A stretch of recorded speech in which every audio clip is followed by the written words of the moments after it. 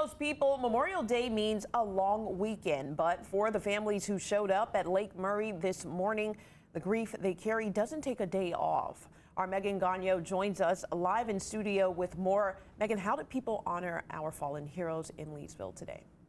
Well, Kiana, at a post just steps from Lake Murray shores in Leesville, veterans, Gold Star families, and community members came together to make sure the names of the fallen are never forgotten.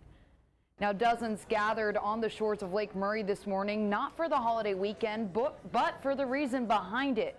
16 names were honored in a bell ceremony, 6 of them from Leesville, fallen in wars from World War I all the way to the fields of Afghanistan. Colonel Brian Pipkin, commander of the 59th Aviation Troop Command, and today's keynote speaker, says simply showing up matters more than people may realize. We truly appreciate the sacrifices that their family have given to us and for us. They've been through a lot. That's an empty seat at the table. That's a tear that's felt every morning for some of these. Even just being here this morning, some of the families that I've talked to just started tearing up, and it's been years since their family members have passed away. But every single day is Memorial Day for those families.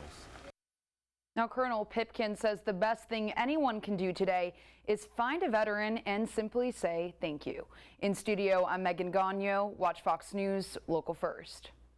Well, this morning, Fort Jackson honoring fallen soldiers with a wreath-laying ceremony this morning at the Fort Jackson Memorial Cemetery. Dozens coming out, rain or shine, to pay their respects to the men and women who gave the ultimate sacrifice. The wreath-laying ceremony included military leaders across Fort Jackson carrying a large wreath and laying it in remembrance of lost battle buddies, friends, and loved ones. The 282nd Army Band performed the playing of taps, while the Fort Jackson Honor Platoon conducted a traditional 3-volley salute, letting off several shots in honor. Now, this morning, Drill Sergeant Jesus Tapia says the ceremony reminds the families of fallen soldiers that they are never forgotten. There's always a price to pay, and to most it's time. The price of time that they take away from their families, or the time away from their kids. That time is always going to be a price to be paid for freedom. The members that serve and join, they go out and spend their time for our country, but also there's time in the back, family members that they lose with their loved ones. So nothing's ever free.